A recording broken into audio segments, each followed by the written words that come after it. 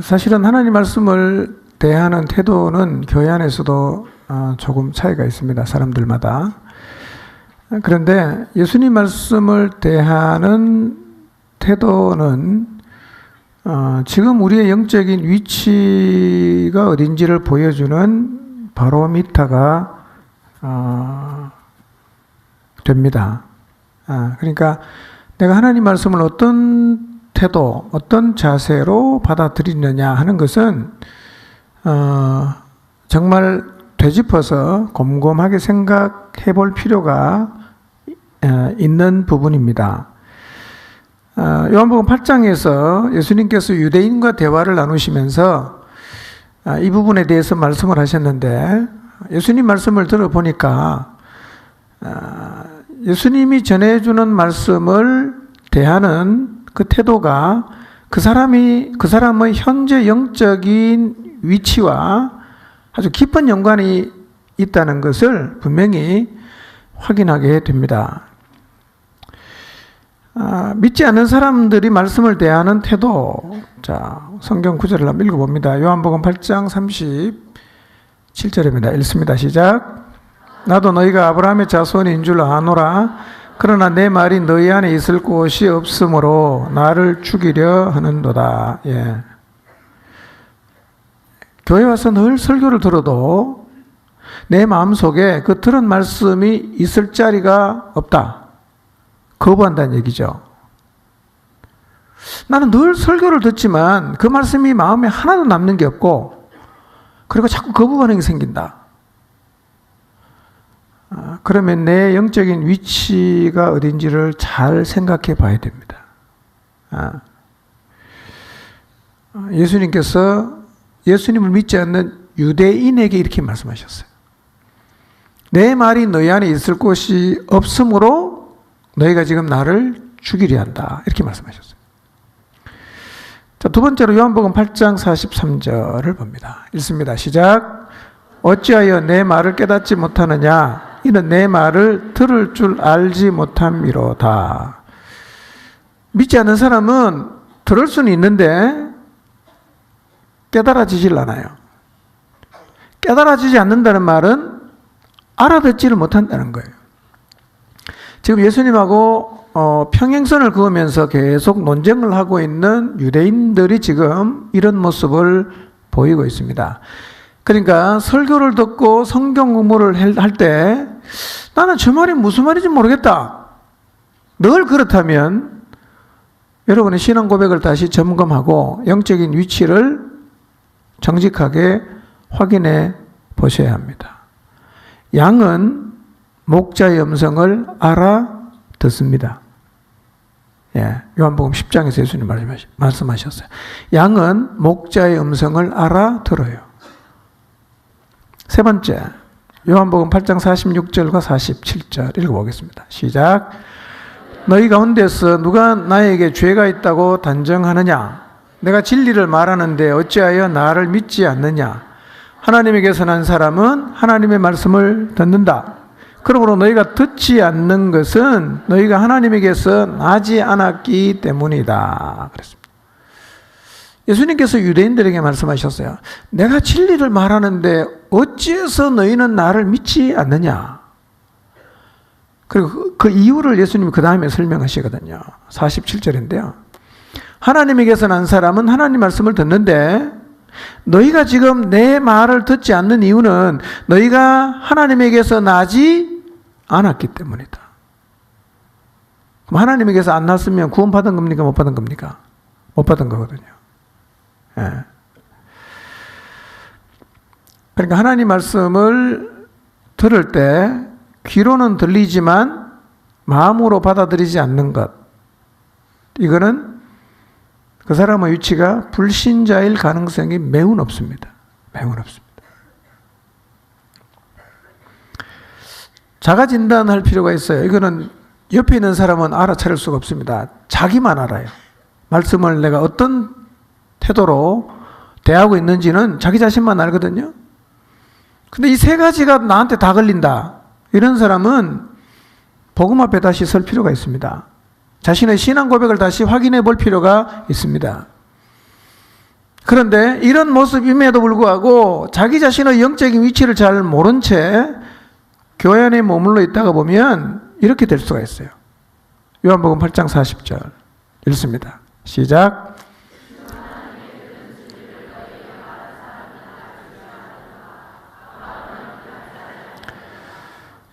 아브라함의 후손이라고, 그러니까 자기들도 하나님의 선택받은 구원받은 백성이라고 자부심이 대단했던 유대인들은 지금 어떻게 하고 있냐?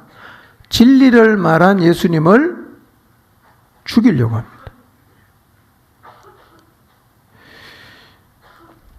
여러분, 하나님의 말씀을 받아들이지 않는 사람은 교회에 머물러 있어도 변화되지 않습니다. 안 변합니다. 하나님의 말씀이 받아들여지지 않는 사람이 잘한다는 말은 어불성설입니다. 이치에 맞질 않아요. 왜냐하면 잘한다는 말은 태어남을 전제로 하는데 태어나지도 않는 사람이 어떻게 잘하겠어요? 그러니까 하나님의 말씀을 받아들이지 않는 사람은 출생이 안 되었을 가능성이 많기 때문에 잘하지 않습니다. 잘하지 않아요.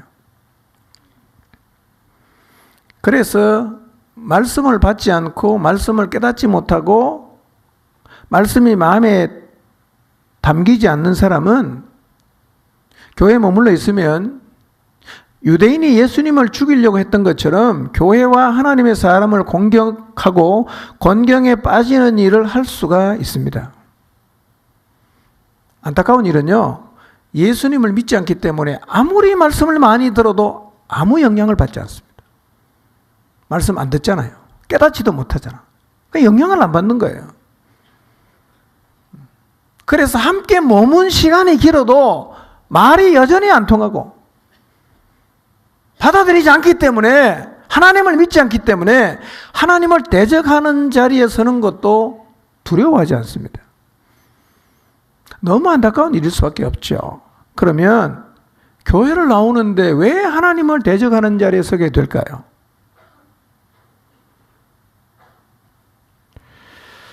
요한복음 8장 41절에서 44절입니다. 예수님 말씀하셨어요. 읽어볼까요? 시작. 너희는 너희 아비가 행한 일들을 하는도다. 대답하되 우리가 음란한 데서 나지 아니하였고 아버지는 한 분뿐이시니 곧 하나님이시로다. 예수께서 이르시되 하나님이 너희 아버지였으면 너희가 나를 사랑하였으리니 이는 내가 하나님께로부터 나와서 왔음이라. 나는 스스로 온 것이 아니요 아버지께서 나를 보내신 것이니라. 어찌하여 내 말을 깨닫지 못하느냐? 이는 내 말을 들을 줄 알지 못함이로다. 너희는 너희 아비 마귀에게서 났으니 너희 아비의 욕심대로 너희도 행하고자 하느니라. 그는 처음부터 살인한 자요 진리가 그 속에 없으므로 진리에 서지 못하고 거짓을 말할 때마다 제 것으로 말하나니 이는 그가 거짓말쟁이요 거짓의 아비가 되었음이라 그랬어요. 진리를 계속 말해줘도 듣지도 않고 깨닫지도 않고 마음에 담아두지도 않는 이 유대인을 향해서 자기들이 하나님이 선택한 민족이라고 엄청난 자부심을 갖고 있던 이들을 향해서 예수님께서 아주 충격적인 말씀을 하십니다. 뭐라고 말씀하시냐? 너희가 내 말을 깨닫지 못하는 것은 들을 줄 알지 못하기 때문인데 너희가 내 말을 듣고도 깨닫지도 못하고 대적하는 이유는 너희의 아비가 누구다? 마귀라는 거예요. 매우 충격적인 얘기예요. 너무 무서운 얘기입니다. 쉽게 말하면 네 마귀 새끼다 이 말입니다. 마귀 자식이다. 그러니 내하고 안 통한다는 거예요. 예수님께서 유대인에게 대놓고 한 얘기입니다.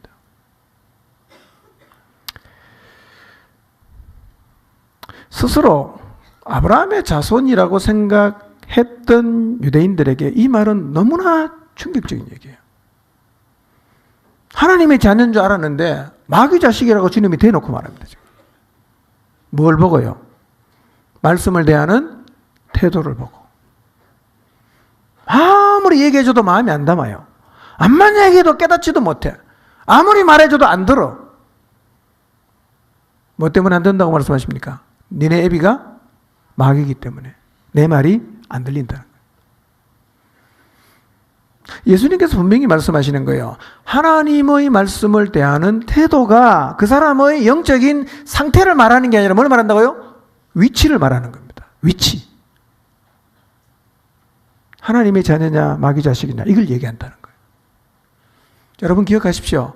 교회를 다니면서도 계속 말씀이 안 들리고 말씀이 하나도 마음에 안 담아지면 이걸 심각하게 생각해야 되는데 난 이런저런 핑계를 대면서 그것이 별일 아닌 것처럼 대수롭게 생각해서는 안 되는 이유가 내가 지금 상태가 누구 자식으로 있는 거예요? 마귀 자식으로 있어요. 계속 가면 어떻게 되겠어요? 마귀가 가는 데 가겠죠. 자기 입이 따라가야 되니까요.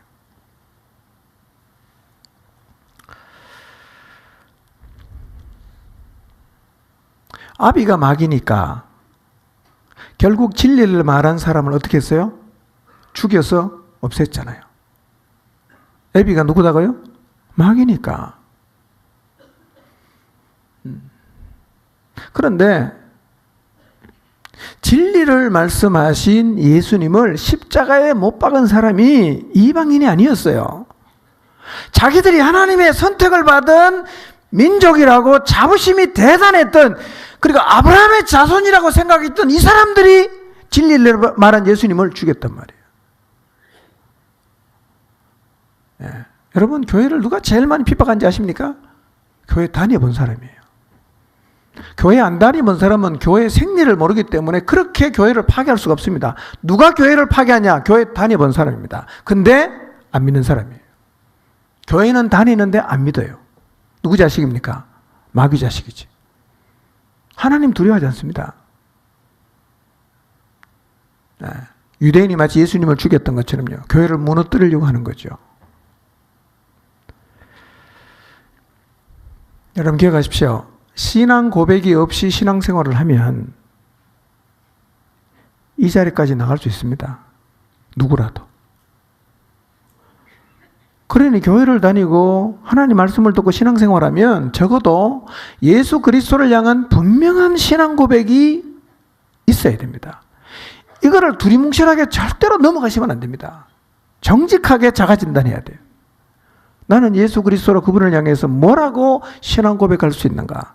정말 그분이 구원자인가? 정말 그분이 하나님의 아들이신가? 나는 진실되게 그렇게 고백할 수 있는가? 이 질문 앞에 자주 설 필요가 있습니다.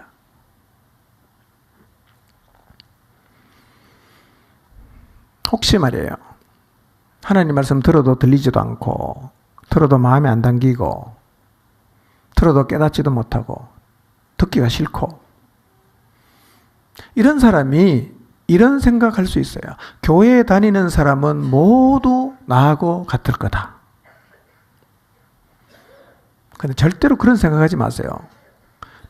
그런데 다 안 믿어지는데 속으로는 안 믿어지면서 관계나 체면 때문에 믿는다고 말할 것이라고 생각하시는데 그것은 진짜 오해입니다. 여러분, 교회 다니는 사람이 다 안 믿어지지 않습니다. 교회 다니는 사람이 다 믿어지지 않는데 믿어지는 척하는 게 아니에요. 절대로 아닙니다. 예수님이 이렇게 말씀하셨어요. 요한복음 8장 47절 읽습니다. 시작.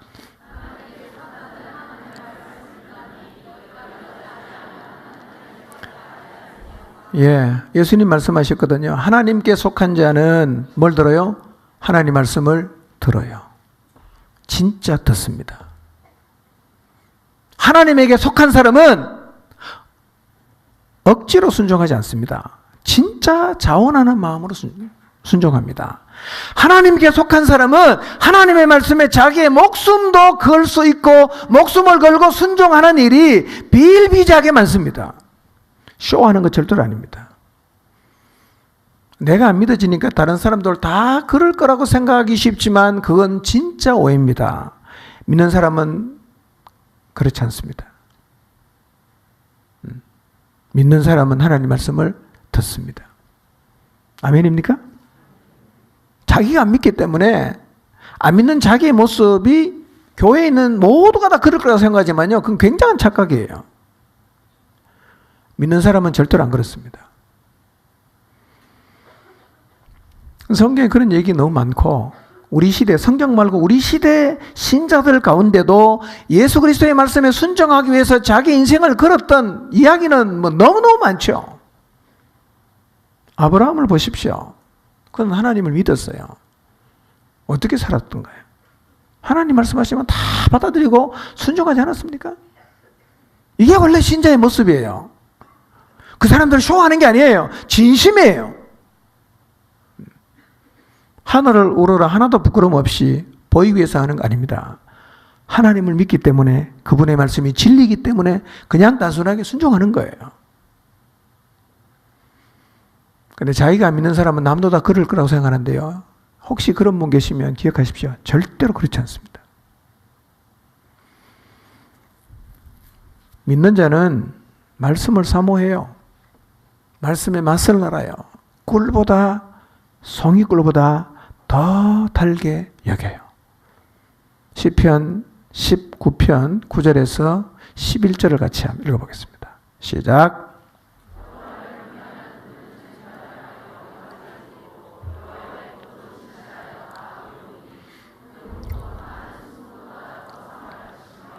꿀과 송이꿀보다 더 달도다. 또 주의 종이 이것으로 경고를 받고 이것을 지킴으로 상이 크니이다. 아멘.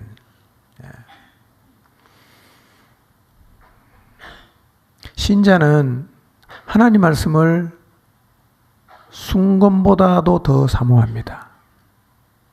신자는 하나님 말씀을 꿀과 송이꿀보다 더 달다는 사실을 경험으로 느끼고 압니다. 자원하는 마음으로 갑니다.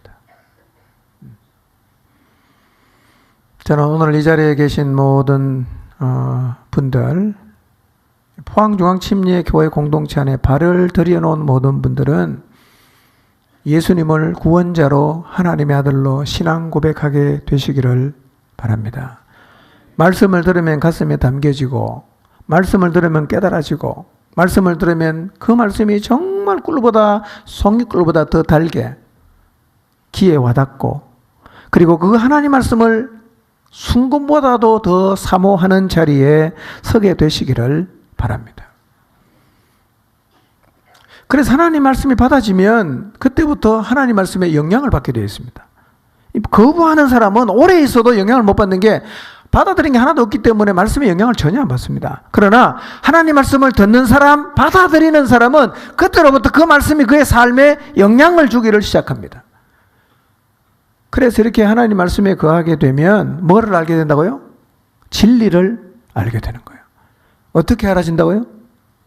경험해서 아는 거예요.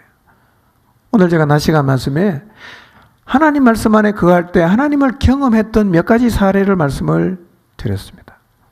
시몬 베드로, 갈릴리 가나의 혼인잔치, 마지막 유월절을 준비했던 제자들, 다 주님 말씀이 진리라는 사실을 순종을 통해서 경험했습니다. 그런데 이것은 성경에 나와 있는 인물들만 할 수 있는 게 아니라 오늘 우리의 삶 가운데서도 동일하게 경험될 수 있어요. 왜냐하면 우리에게도 계속해서 하나님 말씀이 주어져 있습니다. 이 말씀에 거하기만 한다면 이 말씀이 진리라는 것, 이 말씀에 능력이 있다는 것, 이 말씀이 하나님이라는 사실을 누구라도 경험하게 됩니다. 이런 경험이 영적인 에너지가 됩니다. 이런 경험이 영적인 근육이 돼요. 이런 경험이 우리를 견고하게 세운단 말이에요. 여러분 모두가 하나님 말씀에 거해서 이 하나님 말씀이 정말 살아있고 운동력이 있고 진리라는 사실을 경험으로 알게 되시기를 바랍니다. 여러분 이제 살면서 뭘 노력해야 되느냐? 말씀에 거하려는 노력을 하십시오. 이제 내가 말씀에 거하리라 결단하시기를 바랍니다. 매일매일 매순간 하나님 말씀에 거하기 위해서 자신과 싸우고 하나님 말씀에 거하기 위해서 악한 영과 싸우시기를 바랍니다. 계속 하나님 말씀에 거하며 살아가게 되시기를 바랍니다. 2019년도에는 우리 모두가 하나님 말씀에 거해서 하나님 말씀이 정말 진리라는 사실을 경험하고 이 놀라우신 하나님을 고백하는 고백과 간증이 이 공동체 안에서 그리고 여러분의 삶 가운데서 넘쳐나게 되시기를 주님의 이름으로 축원합니다. 기도하겠습니다.